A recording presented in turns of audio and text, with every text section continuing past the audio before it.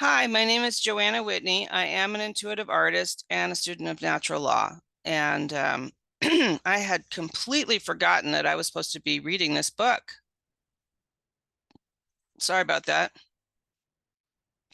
Yeah, I had a car trouble and my whole schedule got thrown off. And I think I just completely forgot that I was supposed to be reading this book to you guys and talking about it.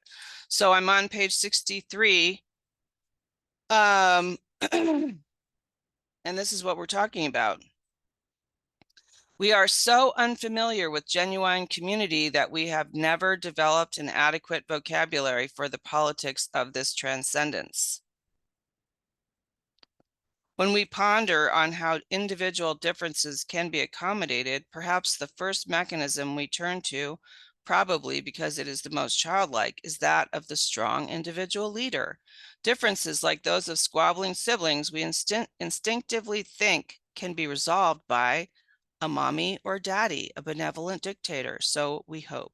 But community, encouraging individuality as it does, can never be totalitarian. So this is very important. This is basically what we've gone through since the lockdowns. You know, every group that I'm aware of picked an individual leader, either by default or on purpose, or the person themselves started the group, but it's devolved into a totalitarian government now. I'm not going to get into that. You all know what I'm talking about. But the point is we still have like 6.5 years before the real totalitarian government is supposed to be fully in place. And we have this time to do our best to find a different way for ourselves so that we can create a parallel economy and a parallel way of living in the face of what's supposedly coming our way. Okay, so we jump to a somewhat less primitive way of resolving individual differences, which we call democracy. We take a vote and the majority determines which differences prevail. Majority rules. Yet that process excludes the aspirations of the minority. How do we transcend differences in such a way as to include a minority? It seems like a conundrum. How and where do you go beyond democracy? And I just want to say, and this is going to be very controversial, but democracy is a lie. It's it was like it's part of the scam, you know, it's part of the creation of the dark occult Luciferians, probably reptilian from some other planet, because I don't think humans could come up with this, honestly. The scam of the monetary system and the scam of democracy definitely came from extremely evil minds. And we were fooled into believing it. That's the crazy thing. And it's a violation of natural law. Why? Because under natural law, you cannot represent yourself as another person. You can only present yourself. So democracy on the small tribe level, like within a group of maybe, you know, up to 150 might work. That's the number that, you know, if you look it up, how big a group should be. Because in a small group or tribe, and to me that's even too many. I don't think it's really possible to know 150 people in the tribe and really know them. But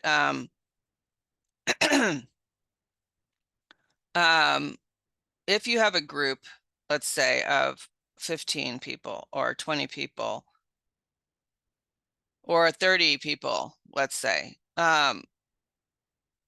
and that's why formal consensus was created. Let me just digress for a moment. You're not representing the group. You're presenting yourself as a member of the group. And if we go back to the Iroquois Confederacy, for example, I think that's the best level, the first level and the only level, because those chiefs would go to the longhouse to discuss whatever they discussed, food, land, boundaries, intermarriages, etc. They were going as representatives of their own group. They weren't elected delegates that could be lobbied out of their representation, because they were representing themselves as members of their groups. So I don't know if that makes sense to you, but it's a fact. This is where, this is when I understood this is when I stopped voting, because I realized that the whole thing was a scam. I mean, it's a scam. It's obvious that it's a scam when you can see it from this point of view, that it's a violation of natural law, that it's impossible for me to represent a large group of people. It's not possible. I can only represent myself as a member of the group, and therefore take that group's conscience to one more level as a member of that group, but I can't go beyond that. So that's why what happens is we use parliamentary procedure, which is a hierarchical system, and then it turns into a tyranny over time. That's why it's been stated that democracy is a precursor to socialism, because it's too easy for that majority to be infiltrated. And once you get past that first level, individual people are representing themselves as in front of the group, and can easily be swayed away from the group's the greatest good for the group, because they're not a member of all those other groups, all those other people. They're only a member of their group. Yeah, it's a mind bender, it's a mind bender because we've grown up in a democracy, but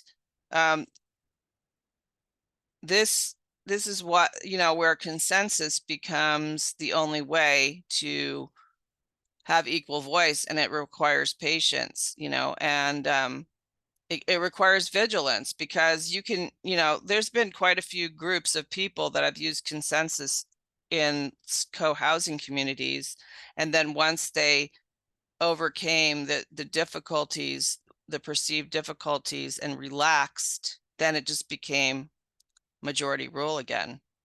It requires continuous vigilance. So so he's saying, how and where do we go beyond democracy? So he's like, starting to realize, even though he is a member of the Tavistock Institute, but it was in the beginning. I'm sure it was infiltrated and turned. In the beginning, it may have had a good purpose. But this is a radical idea of his, how and where to go. Do you go beyond democracy? Okay. It says, in the genuine communities of which I have been a member, 1,000 or more group decisions have been made, and I have never yet witnessed a vote. That's very important.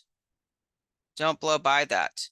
I do not mean to imply that we can or should discard democratic machinery any more than we should abolish organization. Well, I do personally think that we should. But I do mean to imply that a community, in transcending individual differences, routinely goes beyond even democracy. In the vocabulary of this transcendence, we thus far have only one word: consensus. Decisions in genuine community are arrived at through consensus in a process that is not unlike a community of jurors for whom consensual decision making is mandated. The only thing people don't like about it is that it's time consuming. But it has to be done. Still, how on earth can a group in which individuality is encouraged, in which individual differences flourish, routinely arrive at consensus? Even when we develop a richer language for community operations, I doubt we will ever have a formula for the consensual process. Well, we do have a formula for it because we have the book on conflict and consensus by C.T. Butler, which has been used by so many large groups in the past. Even when I read that. The process itself is an adventure. And again, there is something inherently almost mystical, magical about it, but it works. And the other facets of community will provide hints as to how it does. So he's talking about informal consensus and C.T. Butler and that other guy, Tim Hartnett, that video that I posted are talking about formal consensus, which, the difference between consensus and formal consensus are, even formal consensus can be infiltrated and molded if there's government informants, which you guys know for sure. We definitely have government informants in our groups. Let's not be naive here. The way to control or outmaneuver a government informant or a narcissist is by using formal consensus, which has definite roles and a facilitator, and is very structured. And when that's used consistently, those people just can't hack it. They just can't take it, and they leave eventually.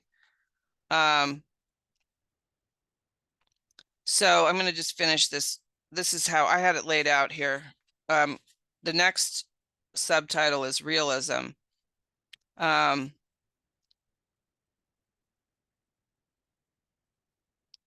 It says a community of 60 can usually come up with a dozen different points of view. The resulting consensual stew composed of multiple ingredients is usually far more creative than a 2-ingredient dish could ever be. We are accustomed to think of a group behavior as often primitive. Indeed, I myself have written about the ease with which groups can become evil.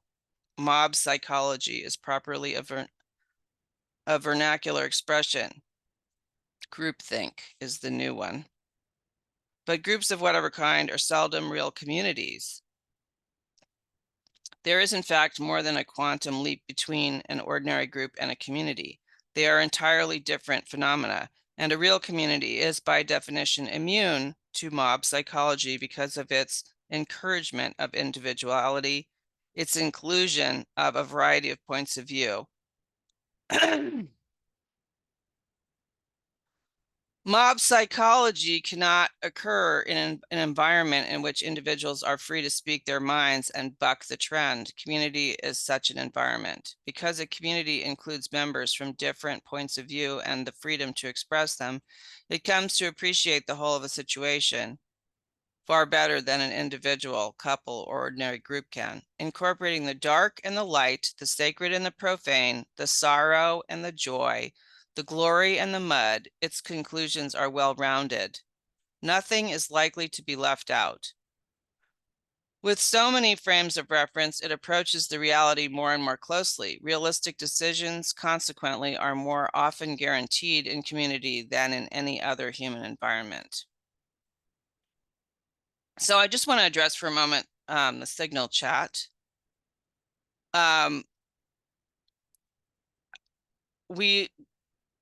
That group that started is right now devising our Constitution, and we're moving in order of what the on conflict and consensus book recommends for the principles, just because that's what we agreed on, since we don't have really a way to come up with our own at the moment.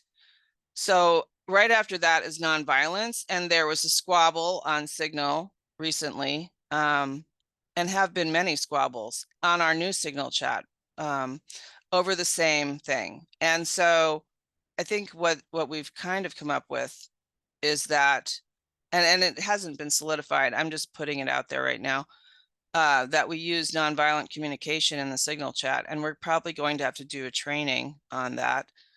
Someone brought up a place where we could go and do the training for $10 as a group. And so I think we're going to bring that up at some point and see if people want to do it. But because it says here, that we have to be able to include the dark and the light, the sacred and the profane, the sorrow and the joy, the glory and the mud. And right now we're still, there's like a undertone of how to behave on the Signal chat, which, some people have decided is the way to behave, and then others don't know the rules, so they just do their thing, and then they get admonished for what they find to be humorous. So I really feel strongly that using NVC on the Signal chat would be a great solution for that, because what's happened to a lot of people, and I don't know if anyone has noticed this, and they can definitely take a look at it after, if you haven't noticed this, but are you the same person on Signal as you are in person? Have you noticed that there are people who act one way on Signal and act differently in person? Or I should say social media. Have you noticed that certain people that you know pretty well are totally different people on social media than they are in person? Are you totally different on social media than you are in person? What that tells me is, I know quite a few people who I don't even know them on social media, like they just change, is that the shadow self is being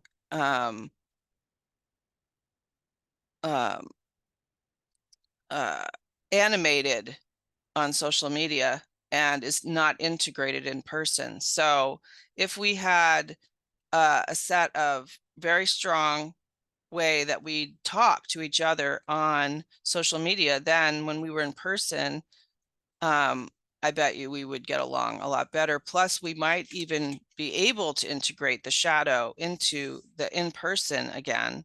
And then we would be able to use these methods of creative conflict resolution to extract the amazing creative energy that's coming out of the conflict, not just suppress it. So that's my goal, because I think that's why the media, or whoever, the dark occult folks, introduced what they're doing is they're introducing the idea of Satanism, kill or be killed.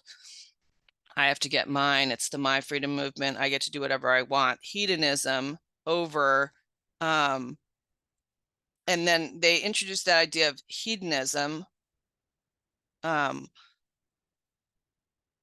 over natural law, the golden rule, do unto others as you would have others do unto you. And then they introduced these tools, which probably could be used for good, but because we're, in general, all in this mindset of kill or be killed, we're using them to kill each other online. And it's creating the clip-off, or the negative tree of life, as I've mentioned before in other videos, the upside down on social media. And then we have, when we meet in person, we're just, behaving ourselves. So we need to get that shadow back into the in-person, and then we can deal with it. So yeah, that's, let me see here, where was I? Begin to appreciate each other's gifts, and you begin to appreciate your own limitations. Witness others share their brokenness, and you will become able to accept your own inadequacy and imperfection. As a group of people do these things, as they become a community, they become more and more humble, not only as individuals, but also as a group, and hence more realistic. So I'm back in this book again, and I apologize for forgetting that that was what I was supposed to be doing, but no earth in my chart.